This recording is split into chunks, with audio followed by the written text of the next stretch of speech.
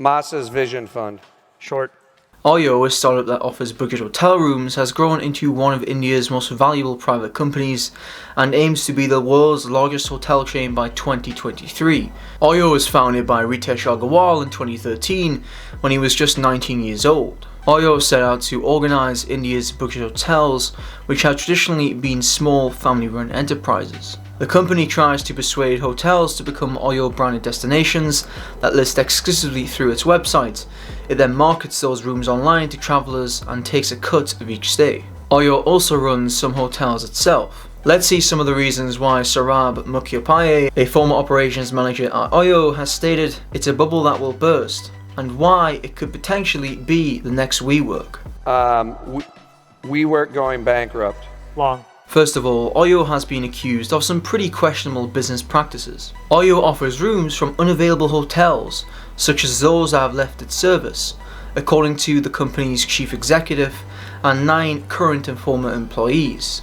This has the effect of inflating the number of rooms listed on OYO's site. OYO executives have acknowledged that thousands of the rooms are from unlicensed hotels and guest houses. As well as this, to deter trouble from the authorities over these illegal rooms, OYO sometimes gives free lodging to the police and other officials, according to 9 former employees and internal WhatsApp messages viewed by the New York Times. According to interviews with hotel owners, OYO has also imposed extra fees on hotels and declined to pay the hotels the full amounts they claimed they were owed. This centers around claims that OYO withheld payments primarily over the hotel's customer service issues.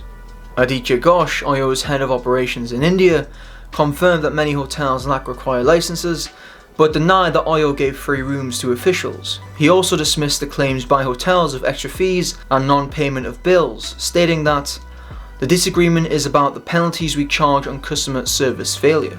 However, Saurabh Sharma, who worked for 4 years as an operations manager for OYO, said that the company sometimes deliberately withheld payments from hotel owners, a practice that half a dozen other current and former employees also described. They claim that in some cases OYO wanted to squeeze the hotel owners into renegotiating contracts that it deemed unprofitable. In other cases, OYO wanted to save money and figured that most owners would not press for full payment. According to Sharma, OYO managers told him, "If 1,000 people shout, we will pay 200. Moreover, in a police complaint filed in November, Bets Fernandez, owner of the Roxel Inn in Bangalore, said that OYO owed him $49,000 and acted with intention to cheat and cause wrongful loss by charging him for non-existent guests and refusing to pay the contracted minimum monthly payment. OYO said this dispute was an arbitration. Now, of course, for any startup that has global ambitions, the phrase "rules are for the guidance of wise men and the obedience of fools" comes to mind. OYO, like Uber, have clearly took this to the extreme, but the thing is, it's not working. They are hemorrhaging money. OYO expects to lose money through to 2021. In fact, in the year to March 2019, OYO reported a loss of $332 million, more than 6 times the loss from 2018. However, as we can see here, between November 2018 and November 2019, the company's valuation has increased 6-fold. This bump in valuation came in October 2019, when Agarwal invested $700 million to buy back shares from existing investors at a higher price, boosting the company's valuation. Not only are they losing money, they're losing people too. Recently, it was announced that OYO is firing thousands of staff across China and India. The company has let go of 5% of its 12,000 employees in China, partly due to non-performance, while dismissing 12% of its 10,000 staff in India, and it plans to shed another 1,200 in India over the next 3 to 4 months. Although based on the reported work culture, some may be relieved. OYO has been described by former employees as a toxic work culture, with employees under so much pressure to add new rooms that they brought hotels online that lack air conditioning, water heaters or electricity.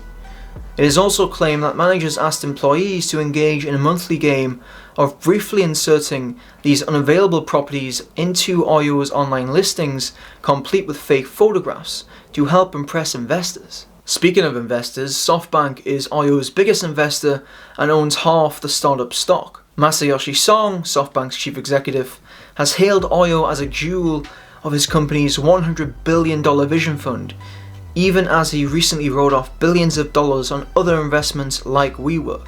With the losses mounting for OYO, this could be another painful investment for SoftBank. Regarding SoftBank, here is an interesting conspiracy theory. I have heard some people think that Massa was a CIA plot to destroy Saudi wealth. No, No, you don't think so? no. I think the Saudis literally. Would you agree with Kara said earlier, the Saudis are murderous thugs? Do you agree with that? Are they murderous thugs? For the killing of Khashoggi. Yeah, I think that was pretty reprehensible. For more compounded valuable content, subscribe and like.